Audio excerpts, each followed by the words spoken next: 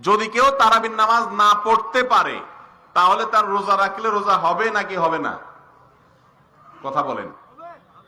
তারাবি নামাজ যদি কেউ না পড়ে, তারাবির সালাত যদি কেউ না পড়ে, তার সিয়াম বা রোজা হবে? হবে।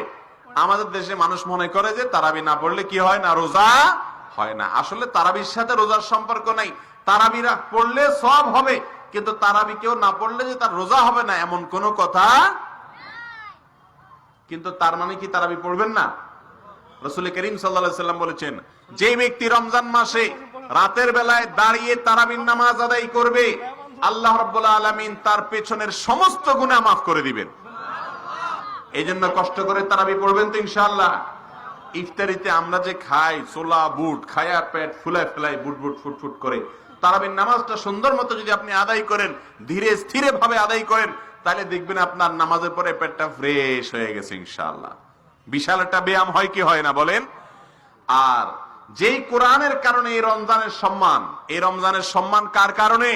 এই কোরআনের কারণে। কারণ আল্লাহ কোরআন দিয়েছেন এই মাসে, সেই কোরআন তারাবিতে তেলাওয়াত করা হয়, ঠিক না বেঠিক?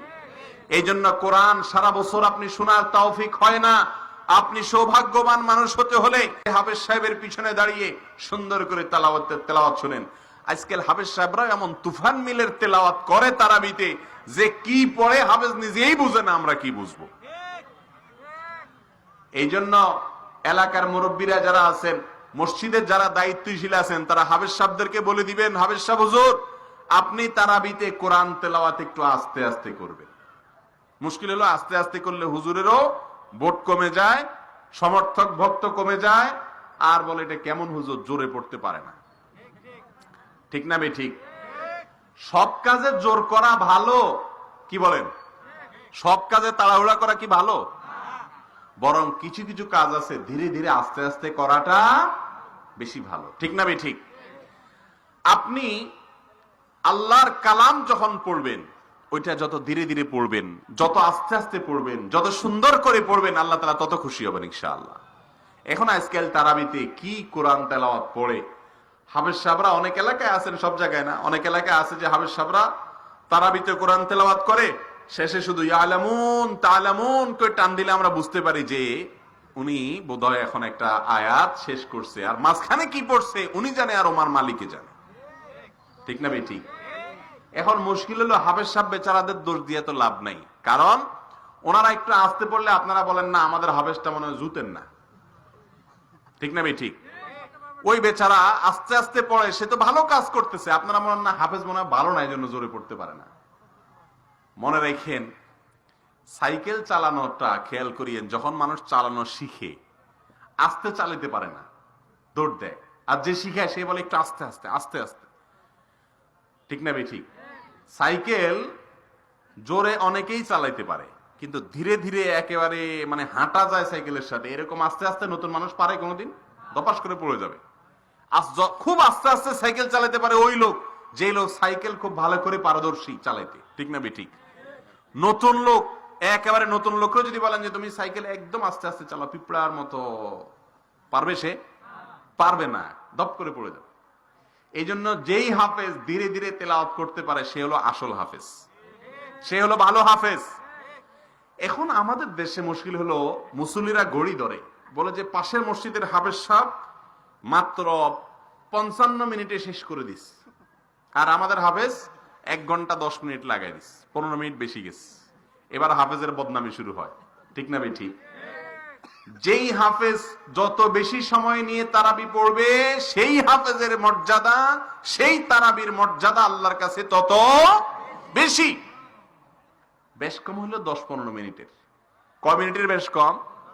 10-15 মিনিটের। মোবাইলে ফেসবুক টিপতে টিপতে কত 15 মিনিট যে খায়া ফালাই, কোন হিসাব আছে? অথচ তারাবিতে আমরা হুলস্থুল করি।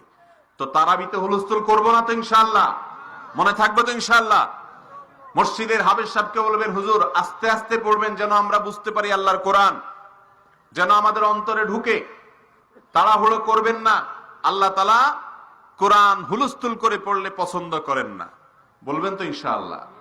আল্লাহ আমাদের সবাইকে তৌফিক দান করুন। তাহলে ভাইরা আমার, রমজান মাসে তারাবির নামাজ পড়া এটা হলো 3 নম্বরের আমল। মা বোনরা বাসা বাড়িতে আছেন, তারাও তারাবি পড়বেন। অনেক দোকানদার ভাইরা আছেন যারা তারাবির নামাজ জামাতে পড়তে পারেন না, অসুবিধা নেই। তারাবি যদি কেউ জামাতে পড়তে না পারে, বাসায় গিয়ে একা একাও পড়তে, দুই রাকাত করে পড়বেন, তাড়াহুড়া করে পড়বেন না। তারাবির শুধু কোরআন তেলাওয়াত না, সূরা তারাবি হইলেও ইমাম সাহেবরা এমন ভাবে রুকু সেজদা করে, এমন ভাবে উঠে যায়, মনে হয় তারাবি মানে হলো তুফান মেল, 4G 5G গতি দিয়ে তারাবি, ঠিক না ঠিক? 4G 5G গতিতে তারাবি পড়ে এবং মানে শেষ হইতে দেরি নেই, আল্লাহু আকবার, সামি আল্লাহু লিমান হামিদা, সালামু আলাইকুম ওয়া রাহমাতুল্লাহ, মানে এমন হুলস্থুল করে মনে হয় যে কেউ দৌড়াইতে আছে পিছন দিয়ে। কেউ পিছন দিয়ে দৌড়ায়, শয়তানে দৌড়ায়। কে দৌড়ায়? শয়তান বলে তাড়াতাড়ি শেষ কর, টিভি দেখতে হবে, খেলা দেখতে হবে, ফেসবুক টিপতে হবে। ভাইয়েরা আমার, জীবনে বহু রমজান আদায় করেছেন, এই রমাদানে প্রতিজ্ঞা করেন তারাবিতে তাড়াহুড়ো হুলস্থুল করবেন না। করবেন তো ইনশাআল্লাহ? সব মসজিদে হুলস্থুল করে করুক, আপনার মসজিদে হুলস্থুল হবে না, এটা নিয়ে ঝগড়া করার দরকার নাই। বুঝের ভিতরে সুন্দর করে বুঝায় হাফেজ সাহেবকে বলবেন, মসজিদ কমিটির লোকদেরকে বলবেন যে আমরা একটু আস্তে আস্তে বললে নয় 10 মিনিট বেশি লাগবে, 10 মিনিটের বিনিময়ে আমার পুরো নামাজটা সুন্দর হবে ইনশাআল্লাহ। করা যাবে না? আল্লাহ চাইেন তো। ভাইরা আমার, তাহলে রমজানের 3 নম্বর আমল হলো তারাবি। তারাবি যদি কেউ পুরা সবগুলো রাকাত পড়তে নাও পারেন, তাহলে যতটুকু পারেন ততটুকু পড়বেন। কোনো একদিন যদি হঠাৎ করে তারাবি মিস হয়ে যায় কোনো কারণে, তাহলে রোজা রাখবেন না? রাখবেন না? কারণ তারাবির সাথে রোজার কোনো সম্পর্ক নাই, রোজা আলাদা রাখতে হবে। বুঝে আসছে না ইনশাআল্লাহ?